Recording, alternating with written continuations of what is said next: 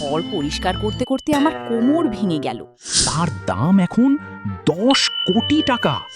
চলো, কাল তোমায় বড় ডাক্তার দেখিয়ে চোখ অপারেশন করিয়ে আনি। এই বাড়িতে আমার আর থাকা সম্ভব নয়। প্রতিদিন এই এক অশান্তি। মা অন্ধ বলে কি আমরা সারা জীবন ওনার সেবা করব? ঠিক বলেছ। মেজ ঠাকুরপো আর ছোট ঠাকুরপো তো দিব্যি হাত গুটিয়ে বসে থাকে। সব চাপ আমাদের ওপর। এসব কি বলছো? আরে দাদা, বড় বৌদি আমাদের ওপর দোষ দিচ্ছ কেন? মা কি শুধু তোমার কাছেই থাকে, আমাদের কাছে থাকে না? খাবার তো আমরাও দিই। ও বাবা, খাবার দেওয়া আর সেবা করা কি এক কথা? মেজ দিদিকে কাল রাতে মা যখন জল চাইছিল, তুমি তো কানেই নিলে না। অবশেষে আমিই জল দিলাম, সেটা কিছু না বুঝি?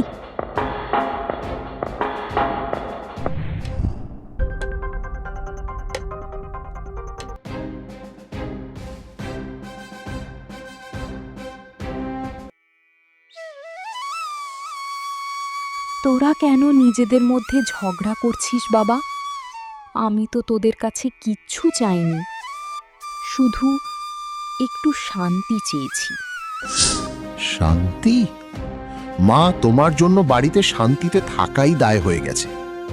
অফিসের কাজ শেষে এসে কি তোমার ওষুধ আর তোমার যত ঝামেলা শুনবো?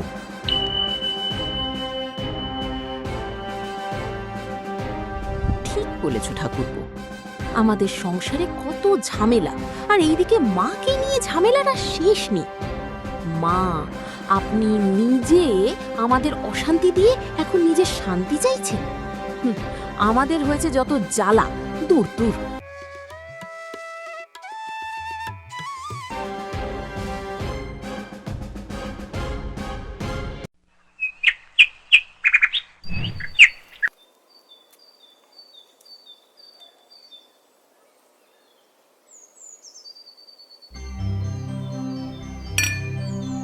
এই নাও মা তোমার রুটি, একটু সাবধানে খেও, আবার মেঝেতে ফেলো না যেন।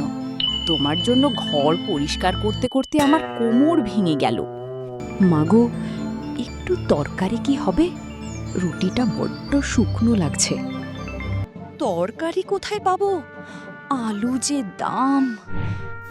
তোমার 3 ছেলে তো শুধু গিলতে জানে, বাজারের পয়সা দেওয়ার সময় কারোর হাত ওঠে না। কি বললে বড় বৌদি?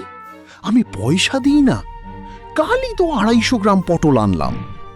250 গ্রাম পটল দিয়ে কি 5 জনের সংসার চলে? মা অন্ধ বলে কি তোমরাও বিবেক হারিয়ে ফেলেছো? থামবি তোরা? সকাল সকাল মায়ের এই ঘ্যান ঘ্যানানি আর তোদের ঝগড়া ভালো লাগে না। মা, তুমি কাল থেকে ছোটর ঘরে খাবে, ব্যাস।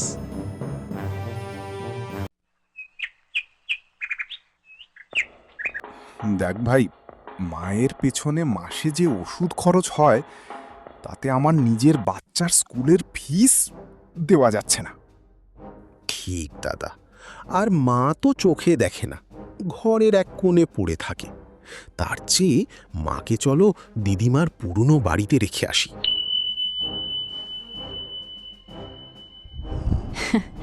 শুধু রেখে আসলে হবে?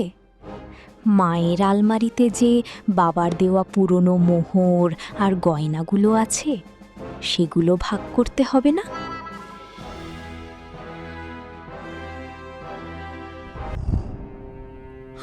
হে ভগবান, এই দিন দেখার জন্যই কি এদের বড় করেছিলাম? আমার চোখের আলো নেই ঠিকই, কিন্তু ওদের মনের অন্ধকার তো আমি স্পষ্ট দেখতে পাচ্ছি।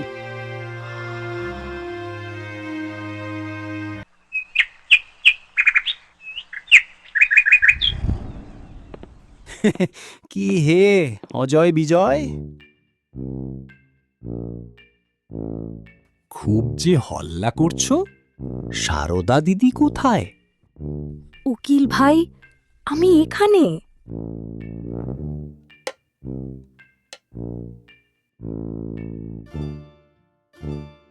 খবর তো খুব বড়।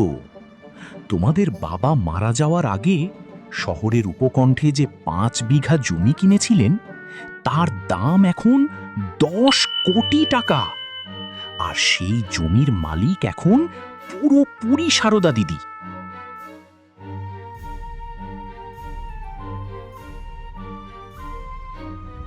10 কোটি টাকা! 10 কোটি টাকা? হ্যাঁ, তবে দিদি একটা বিশেষ উইল করেছেন। আগামী 3 মাস যে ছেলে আর বউ সবচাইতে বেশি যত্ন করে মাকে নিজের কাছে রাখবে, মা তাকেই এই সম্পত্তির সিংহভাগ লিখে দেবেন।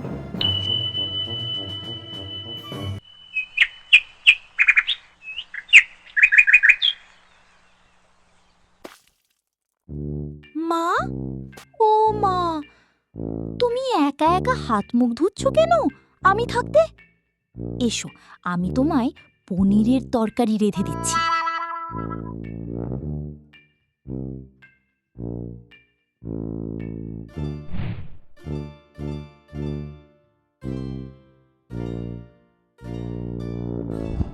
মা, তোমার পা দুটো খুব ফুলেছে গো। আমি নতুন এসি লাগিয়ে দিচ্ছি তোমার ঘরে। গরমে খুব কষ্ট হচ্ছে তো।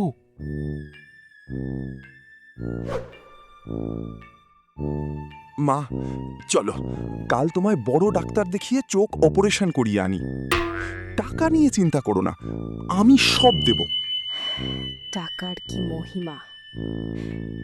কাল যে মা ছিল বোঝা, আজ সে সবার চোখের মণি।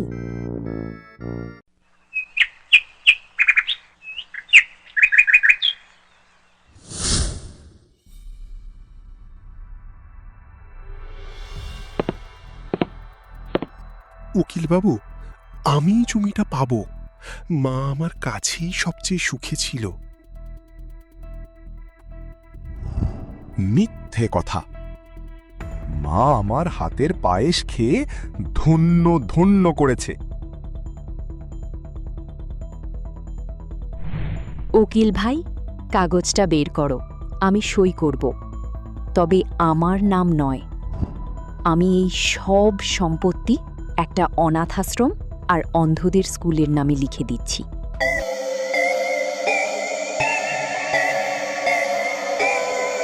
কি বলছো মা? আমরা তোমার এত সেবা করলাম। তোরা আমার সেবা করিসনি, তোরা 10 কোটির সেবা করেছিস। 3 মাস আগে তোরা আমায় তাড়িয়ে দিতে চেয়েছিলি, সেটা আমি নিজের কানে শুনেছি। তোদের এই ভণ্ডামির চেয়ে আমার সেই অন্ধ জীবনই ভালো ছিল। ঠিক বলেছ দিদি, এরা তোমার চোখের আলো কেড়ে নিতে চেয়েছিল, কিন্তু ভগবান এদের মনের আলো কেড়ে নিয়েছে।